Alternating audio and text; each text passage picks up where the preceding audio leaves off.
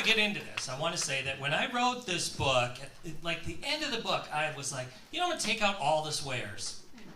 And it cut the book about in half in length. But when I decided to read what I was going to read tonight from it, a word slipped by.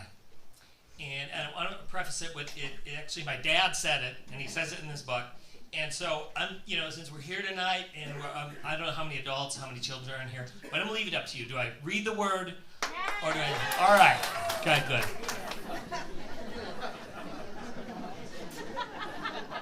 I'm the guy wearing a silver chain. Of course I'm going to read the word.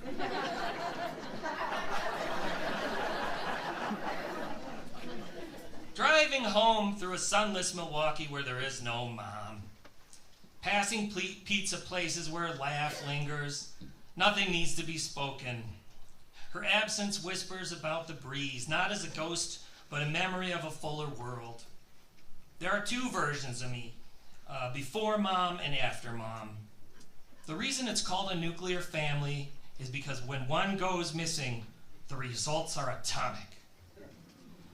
We make ice cream sundaes before bedtime because we hate to sleep soundly. I wonder if there's people who pray before dessert. Use these Dutch shortbreads, Dad says. This is the good stuff. What, from Holland? I scoop the ice cream into my mixing bowl. From Aldi. Here's some hot fudge. You want nuts? They're under the counter. Pour a bunch on. A sundae is a salad with better ingredients. Dessert before bedtime softens the struggles of the day. I've read sugar causes nightmares. What do nightmares soften? Is it the brain fixing the mind? My father's whole career was fixing things at the plant. I wonder if he knows how to fix a broken life. Dad, you once told me when fixing an engine, you picture yourself standing inside and you look around for the problem. Yeah, like you're part of the machine. Is the same true with personal crisis? Absolutely. Well, let's pick something small. I plop a heap of moose tracks from the carton into my bowl. A scoop of ice cream falls off the cone. That's a big crisis, are you kidding me? Asking why it fell doesn't change the outcome. Crying as the ice cream melts on the ground won't make it reappear on the cone. There's no way to fix the problem. Only solution is to get a new scoop. What about if every time I got ice cream, you knock it off my cone? Then the cause is the problem. Everything has two solutions. Always. Always? No. His face goes still. Some things you can't fix, some things you can't change. I see. After your mom died, I had 3 dreams in the same night.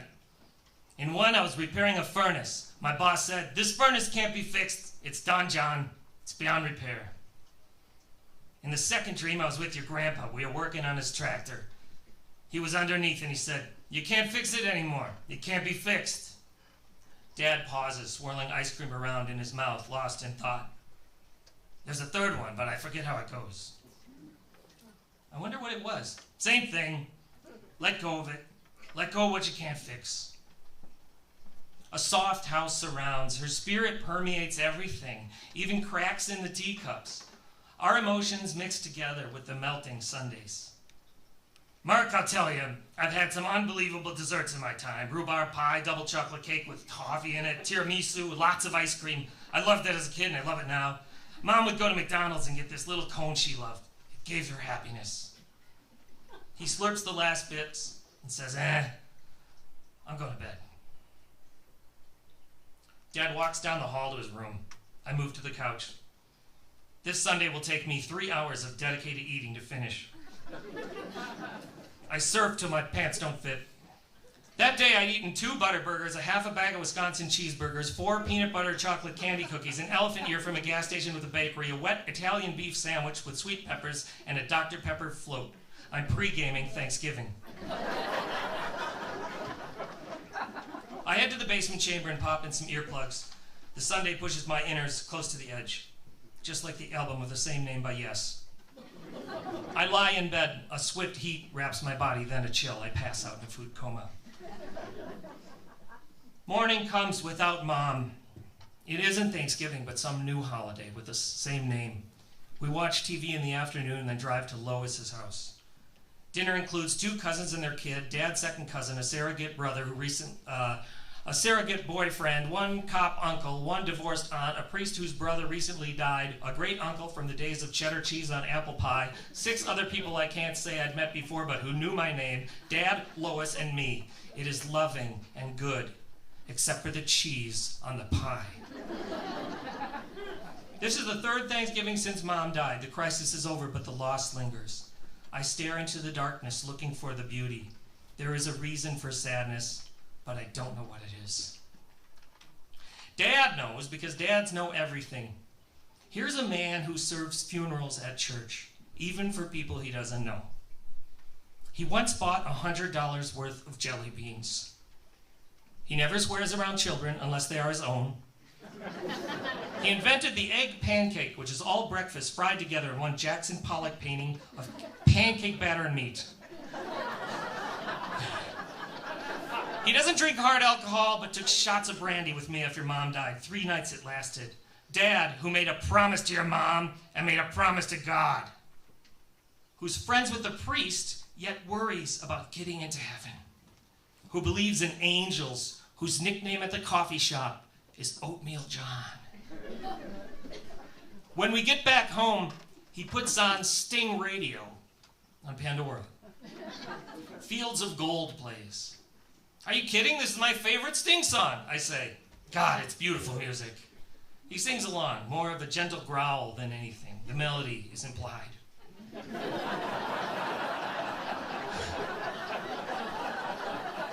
You know all the lyrics? I was impressed. I've heard it hundreds of times at the grocery store, but I never paid attention to what it's actually about. Here it comes. It's about his girlfriend when he first meets her, and she decides to take him outside and screw him. Right there in the fields of gold? I laugh. It's a dirty song. I think it's a wonderful song. In the end, they have kids. I go to the kitchen, I heat up tea. Dad sits in the recliner next to a Bible. He breathes in deep through his nose. Music could be a smell to me, he says. Every so often when I smell damp canvas, it reminds me of a 1953 Chevy convertible. It was my first car. Songs bring me back to that same time. Those were good times. What songs remind you of those good times, Dad? It's got to have a beat and words that fit the beat. And when I ran marathons, those songs helped. Roy Orbison had some good music too. Well, I wouldn't play Roy Orbison to get happy. I lie with my feet on the couch because I am an adult now. But when you're depressed, you look for music that fits. Do you think that helps? No, I don't. He blows on his tea. Well, if I'm in the dark, I put on happy music, I say. Darkness doesn't serve me anymore. Buy some more lights, Mark. You gotta go to Goodwill. $2 or $3, you can buy a lamp. I mean, when I'm feeling dark inside emotionally. He's insistent about the lamps.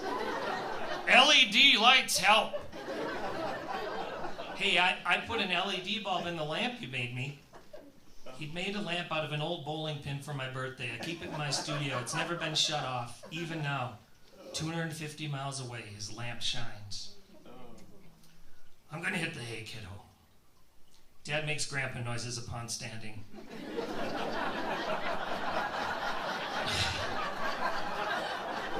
Don't get old, Mark. I lie on the couch. Moonlight shines on the piano through the doorway. On the tops are photos of my brother's wedding, Mom and Dad's wedding, family reunions, Mom and me singing on stage, and me alone in a frame. In the center of these is a pink and amber ceramic urn. Mom, her body condensed into a jar. That's my book. That's the middle of the book.